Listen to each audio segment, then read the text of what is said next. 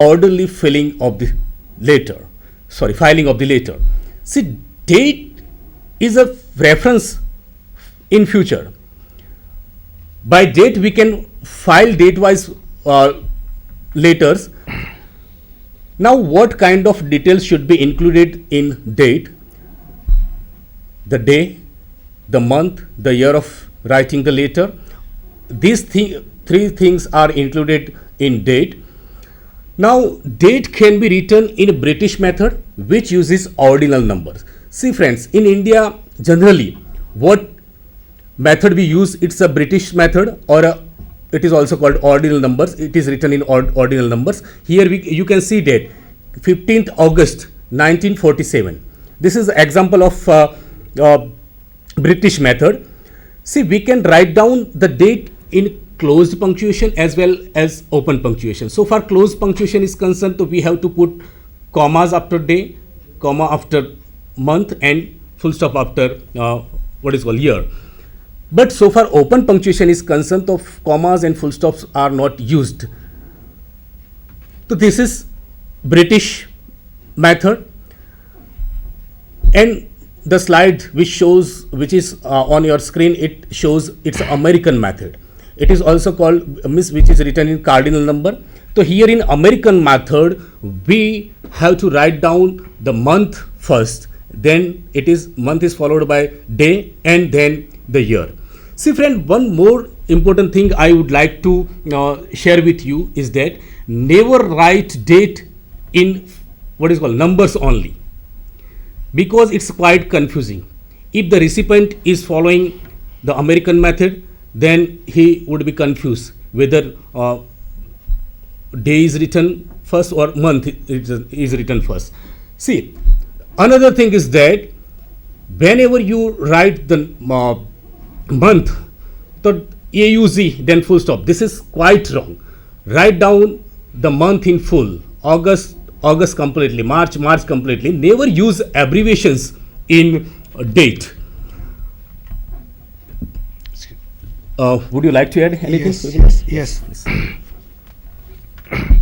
I would like to add about the date.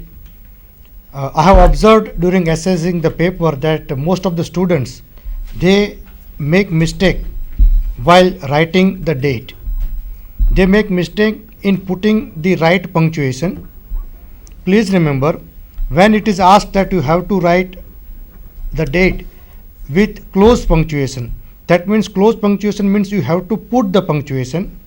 And when you are asked to write a date with open punctuation, that means you don't have to put any punctuation in the date. In objective kind of questions, they are asked, Yes, write today's date with open punctuation or And closed punctuation, yes, British yes. method or The American same method. thing, comma is the most important part in date. Date has three elements: day, month, and year. Whether you are writing a date in American style or whether you are writing a date in British style, always remember that after the second item, comma should be put. You have to yes. put comma after second item. Take for example, 15th August, then comma, 1947. Yeah. Or August 15, Comma. 1947. Yeah. So when the date begins with month, it is known as cardinal number, and when the date begins from the day, it is known as ordinal numbers. One difference that I would like to make: what is the difference between That's true. cardinal number and ordinal number? See, friends, Ordinal number is number which always carries suffix like st in first, nd in second, rd in third, or th in fourth. These are four suffix which always carried by the ordinal numbers. And when you are writing a date in British style, you have to add this suffix with the date. But when you are writing the date in cardinal numbers, cardinal number means they are the natural numbers. They do not carry any suffix. Counting number. Yes, Yeah, counting yeah, number. And counting most of the number. students, when the date is asked in cardinal numbers, at that time they are adding the suffix th, RD, ND, all these suffix should not be added when the date is written in American style or the cardinal numbers. Yeah, that's good. See, friends, these are the things. Apparently, they look very what is called common, but they play very important role for earning the marks. Therefore, you have to be punctual about all these things. Now, the next part is the inside address. See, first of all, we have to look where the inside address is written. So, the first line of the inside address is written on the left beside the margin.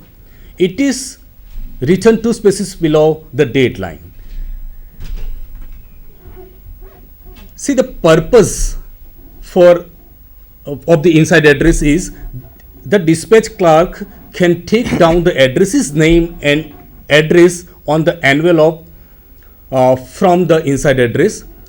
The inside address remains on the office copy, which is useful for future references. See, these are the chief purposes for writing inside address. See, friends, sometime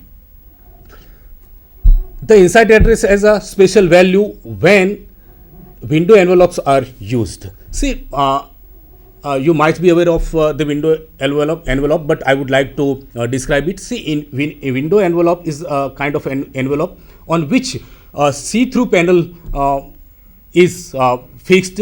That means transparent paper is fixed, and the inside address, the letter is folded in such a way that the inside address is can be seen, can be read from the see-through panel. There is no need to write down the inside what is called receiver's address again on the envelope. So it saves time, and therefore this is also one of the importance of the inside address. There is no need to write the detail of the inside address on the envelope, because as I told you, the letter is so folded that the inside address can be read through the see-through panel. See, now what kind of detail should be included in an inside address? The inside address contains the name and address of the addressee or the letter recipient. So it contains the name, the title of the firm of the recipient. That means to whom we are writing letter. It can be written with open punctuations or closed punctuations. As Vipul Bhai what is called described, analyzed that what is closed punctuation, what is open punctuation. So whenever at the end of each line in the address, if we put commas in the last full stop, that is closed punctuation, and without commas and full stop, that is open punctuation. Now, how to write the inside address? The inside address can be written in a block form, that is American method. See, here there is a specimen, there is example of block form American method. You can see that each line begins with the same distance. There is not indentation. Each line begins with the same space. That is American, or it is also called block form. It can also be written in the indented form, that is British method. There is an example of indented form. Here we can see that there is a space after each line, and it is like a stair. So this is indented form. See, now in the very first line of the inside address is very important one. Vipul Bhai would what is called add something more to the inside address. Vipul Bhai. I would like to add various courtesy title which are generally used in inside address. When we are writing a letter, and if the name of the person that we are writing in the inside address, generally we write Mr. so and so. Take for example Mr. Vasant Joshi, if we are writing the example. So here Mr. is a courtesy title that we are using in the inside address. Now I would like to tell you there are two types of titles of the firm. One is personal title and another is impersonal title. When we are making use of impersonal title in the inside address, at that time we have to make use of Messrs. What is Messrs? Messrs is the plural of Mr.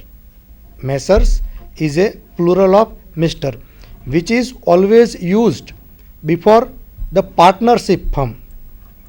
Take for example, Messrs Rama Brothers, Messrs BSI and Sons, Messrs Patel and Patel.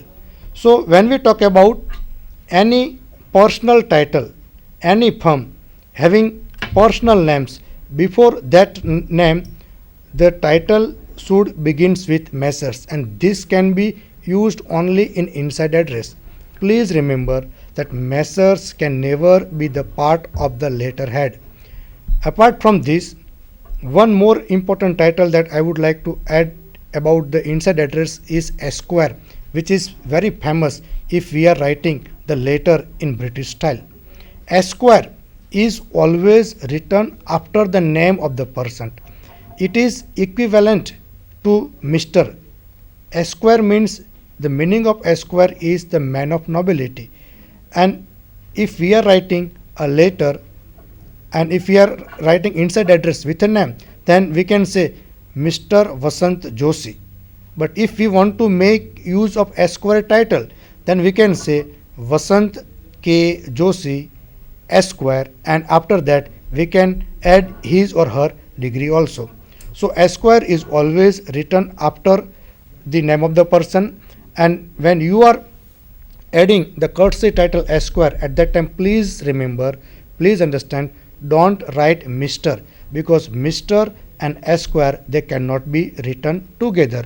Either you can write Esquire or you can write Mr. And for examination point of view, generally the objective type of question is asked, that example is given Mr. Chetan Joshi, and in the bracket it is said use Esquire title. So you have to remove Mr.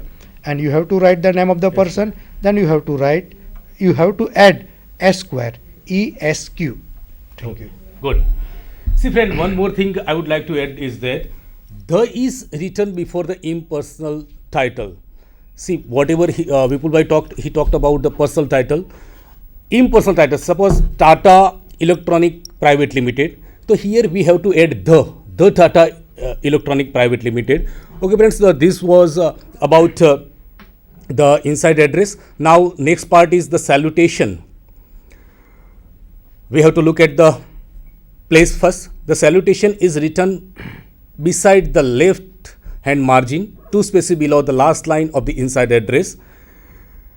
The purpose of salutation is a kind of respect that we express before starting our communication. See, whenever we meet to our friend in a day for the first time or in the morning, so we say good morning, hi, hello. So this is a kind of respect what we express before starting our conversation, before starting our talking. So this is the salutation is kind of a respect to start the letter, to write down the before we write down the message, we write down the salutation, because it's a kind of respect.